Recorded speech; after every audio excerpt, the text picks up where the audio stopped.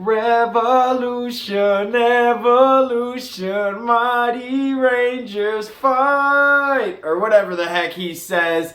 Hey, episode 1 of Power Rangers Dino Fury just dropped. Let's talk about it, baby.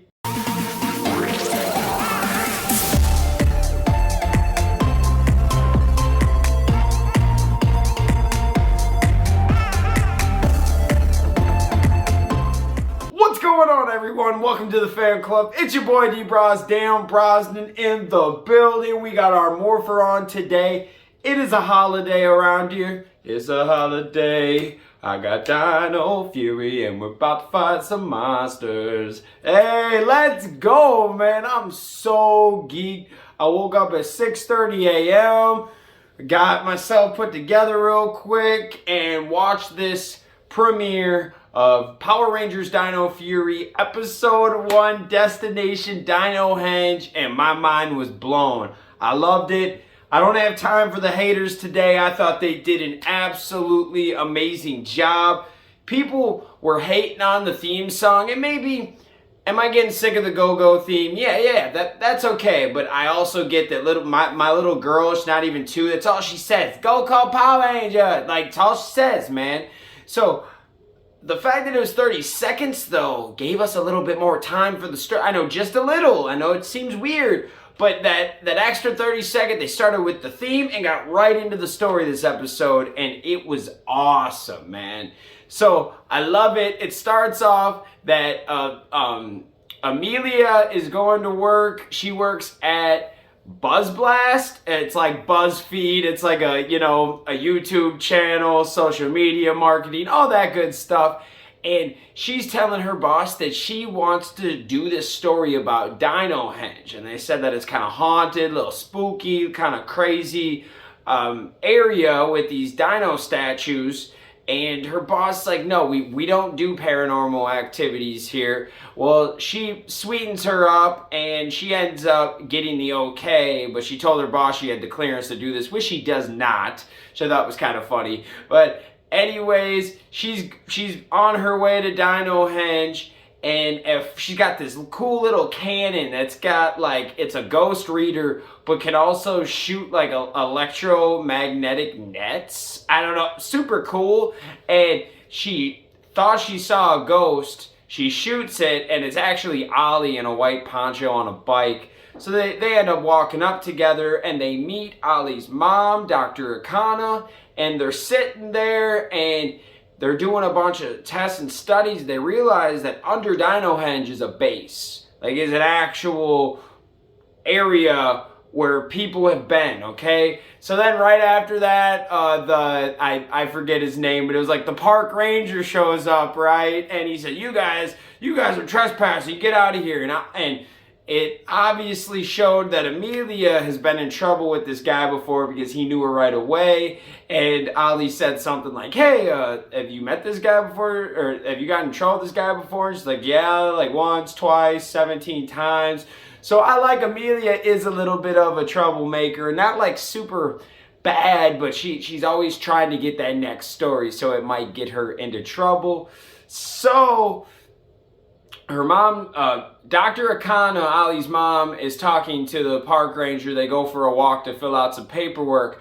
And then Void Knight appears, all right? Void Knight comes out of nowhere, and he's tracking. He's trying to find an energy source, all right? This is what we've all been talking about, and I think we've been wrong somewhere, and we're going to get into that in a second, okay? So he touches down, sees that the energy source is coming from beneath the base, and he blasts in there, and Ollie and Amelia decide to join him, which was super fun. I love the idea. This is how you become a ranger. You walk into danger sometimes, guys. So they follow him. They see that Void Knight is looking for this energy source, and then they see our little dinosaur friend Salma, something like that.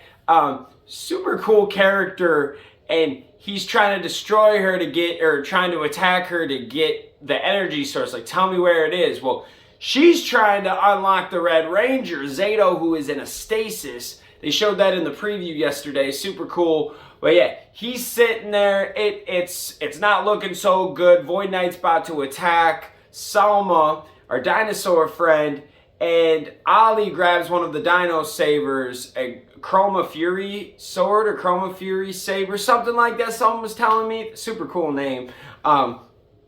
Grabs it, defends him, and then Amelia shoots him with her cannon. And here we go. We think, oh, we gotta win, we gotta win. Salma, our dinosaur friend, throws her key and's like, hey, use this. The henchman will work for you. Throw in your saber. She throws it. Void Knight grabs that thing, puts it in his, and now all the henchmen are controlled by him, all right? So they start attacking. The two Rangers end up trying to fight, and they end up both grabbing the sabers, and then they morph into Power Rangers. Super cool. Well, first they're glowing, and then Salma, I really hope that's her name, she throws the keys, they catch them, and then instead of like a whole morphing sequence, because they don't know what they're saying or doing yet, it just kind of like Beast Morphers in the beginning, where the little like circle cloud thing comes and turns them into a Ranger. Somewhat similar to that. This was more like an actual cloud, but super, super cool. They turn into Rangers, they're fighting, and then Void Knight finds the Sporix. And now, we thought the Sporix was a person, but it's kind of both, all right? The Sporix are these little pods that are the monsters. So they are like the actual monsters, okay? Kind of interesting. Now, I don't know if there's one directly called Sporix. We're still finding them out, but he's trying to grab this whole thing of Sporix, like these little spore things, and then they turn into monsters. He wants that whole thing to unleash on Earth, or no one really knows what his plans is yet. Well, Zato finally gets unlocked. The Red Ranger gets unlocked. Salma keeps hitting the buttons, and he comes out, and what a time to be alive. He wakes up like, what is going on? Who are these Rangers? Why are the henchmen attacking us? And it was a really good episode. They did not get the Sporix back. The Sporix went all over. Void Knight ended up getting one little Sporix that he's going to use as a monster to try to get the rest of the Sporix. So it's a very cool concept. And then at the end, Zato takes off his suit. You can see that he is an alien. He's kind of talking about him, about his past, about 65 million years ago. And I loved that. I loved how we had like a prequel story at the end that showed you what happened. And I loved, they showed the Morphin Masters, man. The Morphin Masters came on down and gave the Knights and the dinosaurs powers together. Super cool idea. I loved it. We end with Zato asking the Rangers if they're ready for training. So obviously we're going to be training some Rangers, and hopefully we get some new Rangers soon. I loved it. 10 out of 10. Absolutely loved this episode. And one thing I wanted to talk about, because we talked about this a few days ago, we got a new composer for Dino Fury, and man, did he do a great job. I don't think I heard any Mighty Morphin little hints in the background. We had like some EDM style music when they're fighting.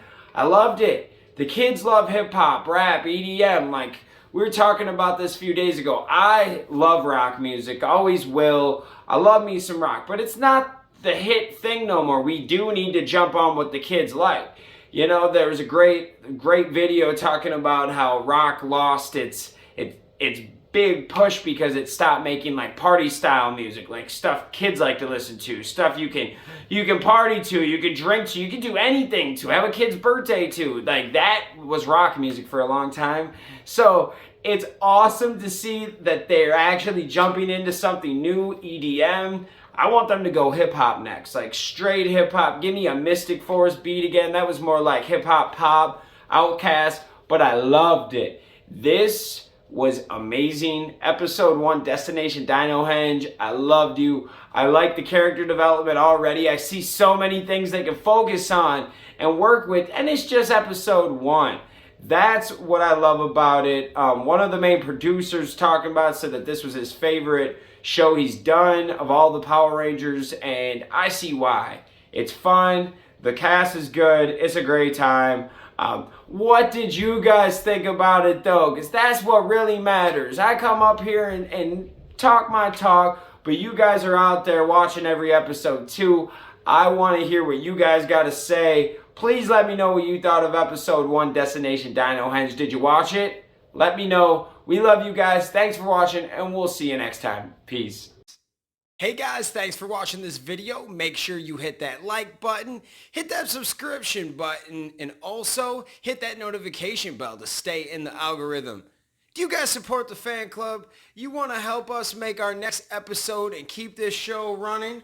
Well, check out our brand new fan club t-shirts. These are on our Square site. Go check that out. Go check us out on all social media platforms. And thank you for rocking with us, guys.